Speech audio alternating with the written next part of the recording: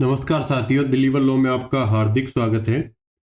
आज हम हिंदी के एक टॉपिक पर चर्चा करने के लिए जुड़े हैं और टॉपिक का नाम है, जब हम शब्द विचार पढ़ रहे थे, थोड़ा सा रिकेप दिखाता हूँ आपको। जैसे सीरियल शुरू होने से पहले कल क्या हुआ ये बताते हैं। शब्द विचार जब पढ़ रहे थे तो हमने देखे थे शब्द दो प्रकार के थे। एक तो थे विकारी और दूसरे थे अविकारी। विकारी में क्या क्या देखा था आपने? विकारी में चार प्रकार के थे विकारी के। एक तो संज्ञा था, दूसरा आपने देखा था सर्वनाम देखा था, तीसरा आपने देखा था विशेषण, और फोर्थ आपने देखा क्रिया। चार प्रकार के विकारी शब्द थे, चारों के बारे में पढ़ा। आज हम अविकारी शब्द के बारे में पढ़ेंगे। अविकारी शब्द क्या होते हैं? वे शब्द जो लिंग, वचन, कारक, काल के आधार पर परिवर्तित नहीं होते। इन सभी के आधार पर परिवर्तित नहीं होते,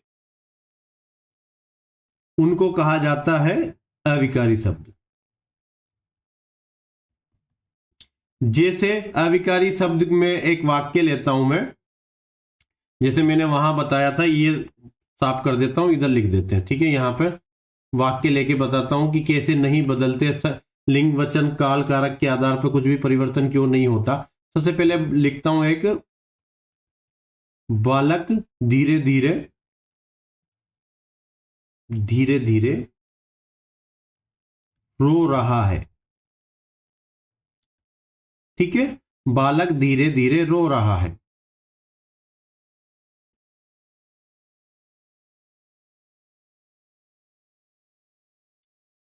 अब वे शब्द जो लिंग, वचन, काल के आधार पर परिवर्तित नहीं होते, वो क्या होते हैं? अविकारी शब्द। यहां धीरे धीरे क्या है? अविकारी शब्द है।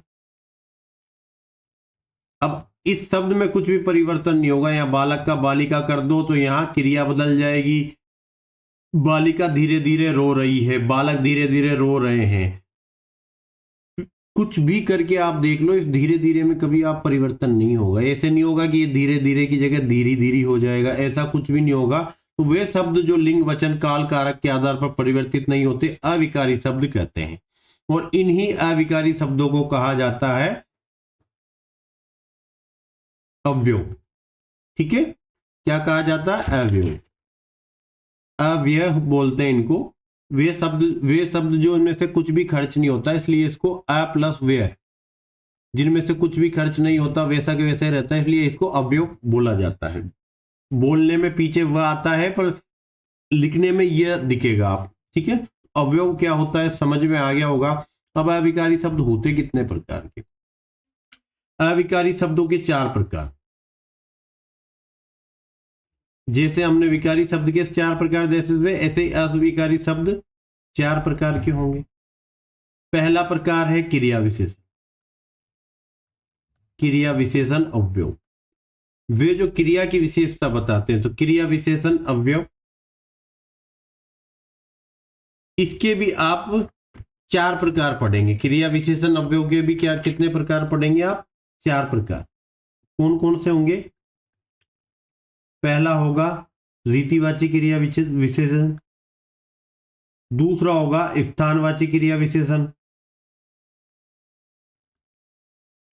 तीसरा होगा आपका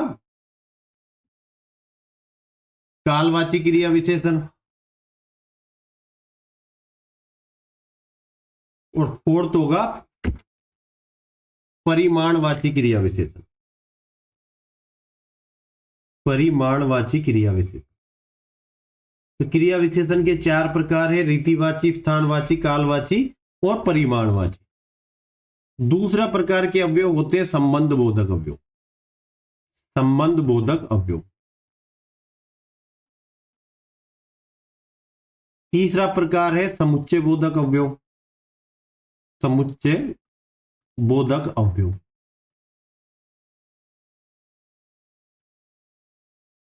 फोर है विस्मयादि बोधक अवयव। विस्मयादि बोधक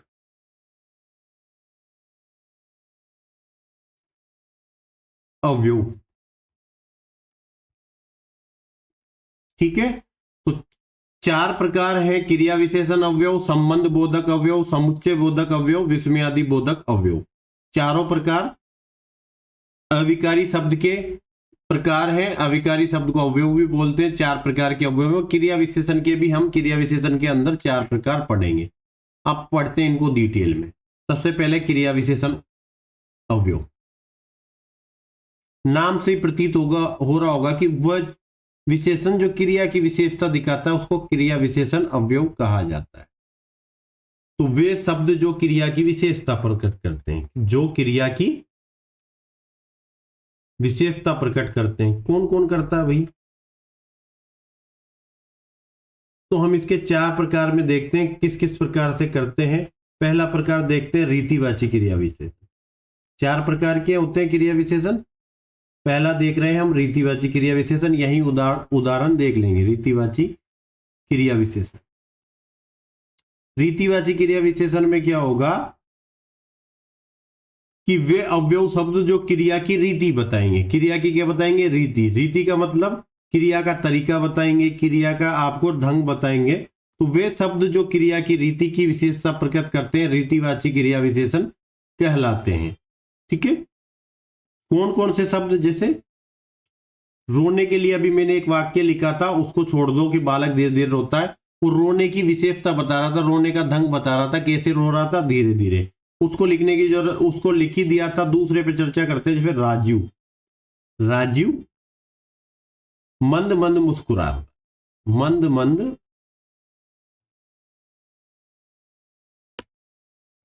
मुस्कुराता है।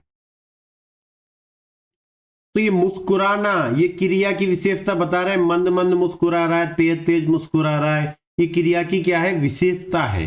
तो क्रिया की जो विशेषता बताई जाती है वो क्रिया विशेषण से बताते हैं। और ये क्रिया की रीति बता रहा है कि क्रिया कैसे हो रही है, किस ढंग से हो रही है, किस तरीके से हो रही। तो ये रीतिवाची क्रिया विशेषण। डायरेक्ट एक शब्द दूंगा आंसर निकालने के लिए, उसी शब्द में आपका आंसर निकल के आ जाएगा। संध्या आई। संध्या एक लड़की का नाम है। वो आई क्लास में कैसे आई? अचानक आई, धीरे धीरे आई, जल्दी से आई। तो ये आने का, इस क्रिया की विशेषता क्या है कि अचानक आई। ये आपका क्या है? क्रिया विशेषण। तो अचानक आई, धीरे धीरे आई, जल्दी से आई, ये सब अचानक, जल्दी, धीरे धीरे, ये सारे शब्द क्या है? क्रिया विशेषण है।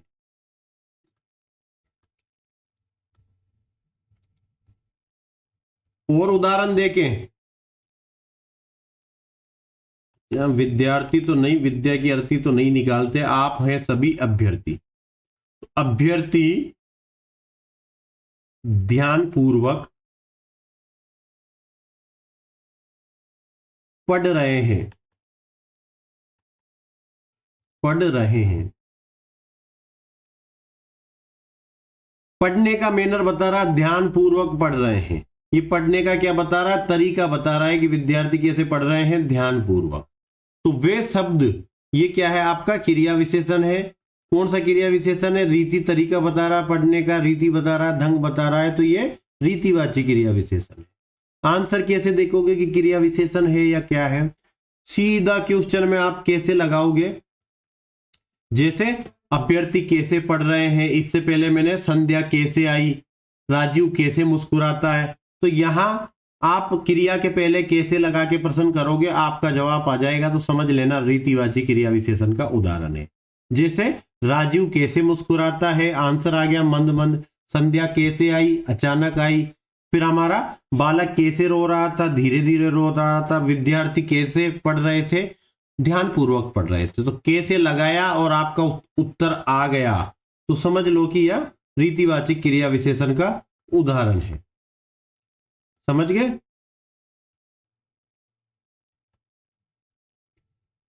कैसे लगाकर और क्वेश्चन मार्क किया, आंसर आ गया, रीतिवाची क्रिया विशेषण का उदाहरण है। दूसरा प्रकार देखते हैं रीति क्रिया विशेषण का। पहला रीतिवाची हो गया, दूसरा है स्थानवाची क्रिया विशेषण। स्थानवाची क्रिया विशेषण। सीधा पता लग रहा है कि स्थान के द्वारा क्रिया की विशेषता बताई जाएगी। तो क्रिया की विशेषता स्थान के द्वारा, वे शब्द जो क्रिया के स्थान की विशेषता प्रकट करते हैं स्थानवाची क्रिया विशेषण कहलाते हैं। ठीक है, वही हमारे पास तो बालक ही है, उसको रोना ही है तो बालक रो रहा है। ये तो आपका वाक्य हो गया। अब मैं यहां पर क्रिया विशेषण डाल रहा हूं कि बालक ऊपर रो रहा है, बालक नीचे रो रहा है, बालक बाहर रो रहा है, बालक अंदर रो रहा है। तो ये क्या है? स्थान है। तो बालक ऊपर रो रहा है, बालक नीचे रो रहा है, बालक बाहर रो रहा है, बालक अंदर रो रहा है। तो ये ऊपर नीचे बाहर अंदर, ये क्या है? स्थानवाची क्रिया विशेषण है। वही अपनी संध्या को वापस बुला लेते हैं। देखो संध्या कोई नहीं है, काल्पनिक पात्र है। संध्या आगे आई,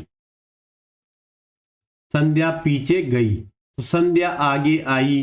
तो ये क्या है? स्थान बता दिया कि संज्ञा आई, संध्या आगे आई, संध्या पीछे गई। ये क्रिया विशेषण हो गया आपका स्थानवाची। विद्यार्थी क्या कर रहे थे? पढ़ रहे थे।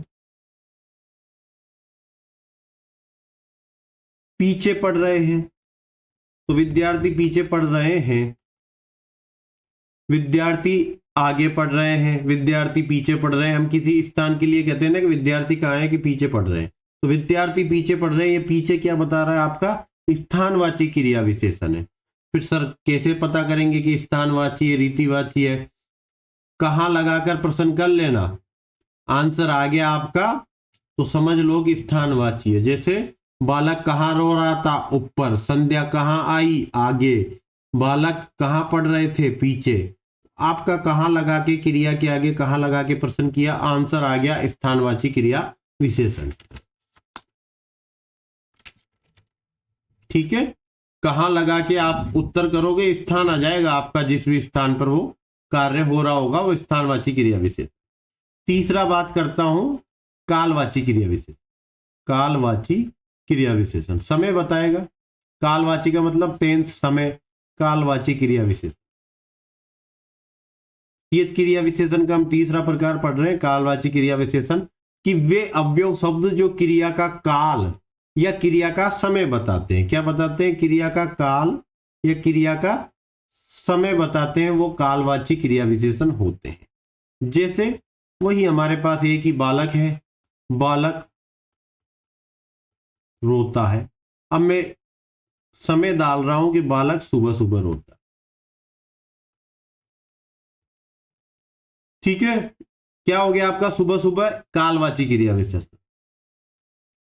लड़के दिन भर घूमते हैं। क्या हो गया? टाइम बता दिया, दिन भर घूमते हैं। लड़कियां रात भर पढ़ती हैं। क्या बता दिया? समय। सर फिर इसको कैसे चेक करेंगे? तो कब लगा के प्रश्न कर लेना, आपका उत्तर आ जाएगा। और उत्तर आते ही समझ जाओ कि आपका कालवाची क्रिया। बालक कब रोता है? सुबह सुबह। लड़के कब घूमते हैं? दिन भर। लड़कियां कब पढ़ती है? रात को, रात भर पढ़ती है। तो ये कब लगा के प्रश्न किया, आंसर आ गया सीधा कालवाची क्रिया विशेष। क्वेश्चन मेरा पढ़ाने का तरीका एग्जाम ओरिएंटेड है, आंसर आना चाहिए। तो आप जिस भी ऑल एग्जाम रिव्यू गाइड को निकाल रहे हैं उसके सभी क्वेश्चन आप सोल्व कर लो, उसके अकॉर्डिंग पढ़ाता हूँ। हाँ, हालांकि मेरा पढ़ाया हुआ 90% ही सोल्व कर पाएगा, 10% की मैं कभी जिम्मेदारी नहीं लेता। कुछ आकस्मिक चीजें भी होती है। अगर ऐसी आधे घंटे की क्लास में आप 100% गेन कर लोगे तो फिर वो लोग बेवकूफ नहीं जो सालों से मेहनत कर रहे हैं। तो थोड़ा सा अंतर रहता है, 19-20 का फर्क होता है। मेरा काम एग्जाम पास करवाना है, जिस एग्जाम की कट ऑफ 70% जाती है। तो नाम हो गया, परिमाणवाची होगा भाई, परिमाणवाची क्रिया विशेषण।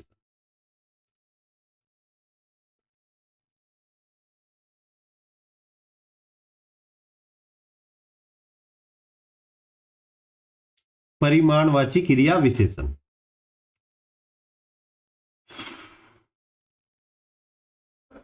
तो वे अवयव शब्द जो क्रिया के परिमाण की विशेषता प्रकट करते हैं। परिमाण क्या होता है? मात्रा होती है। परिमाण का मतलब होता है मात्रा। और मात्रा को जो प्रदर्शित करेंगे, क्रिया की मात्रा को प्रदर्शित करेंगे, वो होंगे परिमाणवाची क्रिया विशेषण। जैसे लड़के रोते हैं, पर क्या होता है, कम रोते हैं। तो लड़के रेयरली ही रोते हैं, कम ही रोते हैं। दूसरा वाक्य लेता हूं मैं, या कम क्या हो गया, मात्रा बता रहा है कि रोते कम है, मात्रा को परिमाण को बता रहा। बालक थोड़ा सा खाकर चला गया। कहा क्या हुआ, बालक थोड़ा सा खाकर चला गया। चेक कर लेते हैं, आजकल किस्मत ठीक नहीं चल रही, पैर में दर्द हो रहे, ऊपर से कई बार रिकॉर्ड नहीं हो पाती क्लास, ध्यान नहीं रहता कि रिकॉर्ड पे लगाई थी नहीं लगाई थी। तीसरा, जितना खा सको उतना ही लो। जितना खा सको उतना ही लो, ये क्वेश्चन पूछा हुआ है। हालांकि क्रिया विशेषण में से हमारे क्वेश्चन आने की संभावना 10% है, पर ये पूछा हुआ है इसलिए मैं बता रहा हूं कि जितना खा सको उतना ही, उतना ले जाओ या उतना ही लो, जैसा भी आप वाक्य बनाना चाहो वैसा बन जाएगा। तो यहां बालक थोड़ा सा ये परिमाण है, यहां जितना उतना, ठीक है। या मैं आपको कह दूं कि जितना कहा जाए उतना ही लिखो, या उतना लिखा करो। तो ये मात्रा को फिक्स कर दिया कि जितना कहें उतना लिखा करो। तो ये जितना उतना क्या है, या परिमाण को बता रहा है। फिर सर इसका आंसर कैसे आएगा, तो कितना लगा के पूछ लो, आंसर आ जाएगा। बालक कितना रोते हैं, कम रोते हैं। बालक कितना का, लड़के कितना रोते हैं, कम रोते हैं। बालक कितना खाकर चला गया, थोड़ा सा। कितना खा सको, जितना खा सको।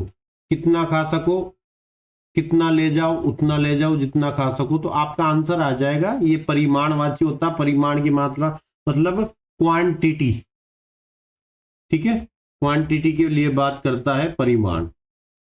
अब एक वाक्य देता हूं, मुझे ढूंढ कर बताना कि कौन कौन सा है।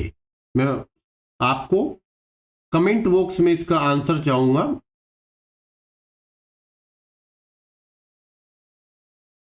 मैं आजकल प्रातःकाल धीरे धीरे छत पर गुनगुनाता हूं। ठीक है, तो ये तो था मैं, सब्जेक्ट, और यह क्रिया हो रही है गुनगुनाने की।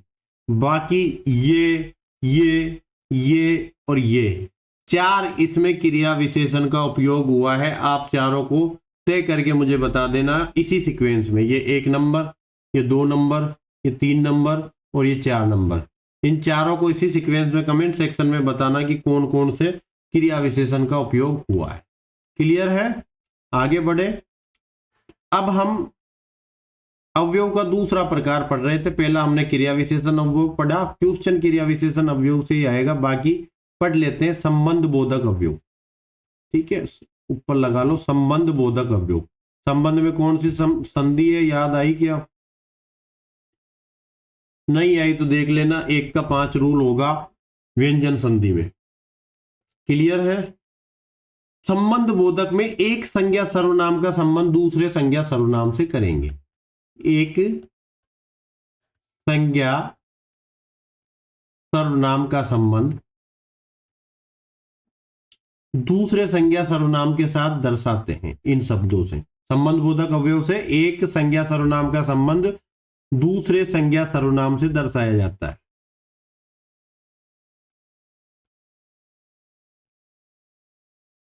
के साथ प्रकट किया जाता है, ऐसे लिख लो, के साथ प्रकट किया जाता है।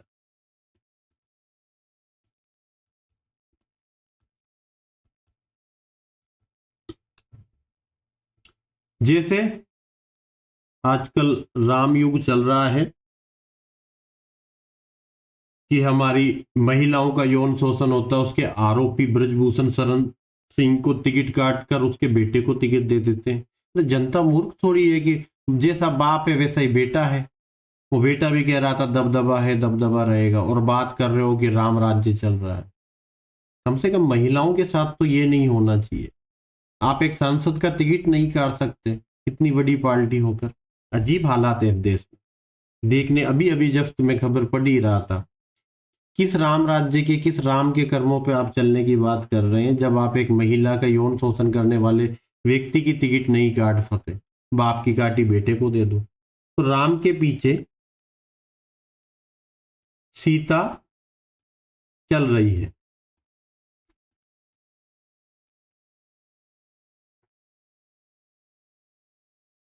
चंबल के किनारे चंबल गार्डन है। कोटा में चंबल गार्डन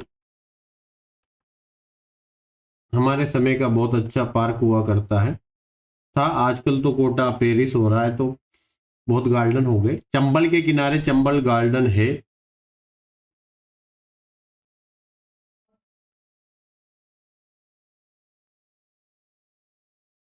मेरे निकट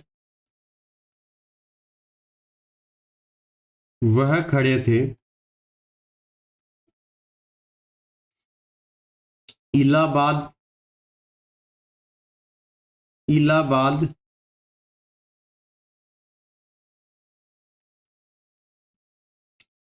प्रयागराज हो गया क्या? चलो कोई बात नहीं, इलाहाबाद ही है। क्या होगा, ज्यादा से ज्यादा योगी जी मुझे अंदर करवा देंगे। इलाहाबाद के पास गंगा यमुना मिलती।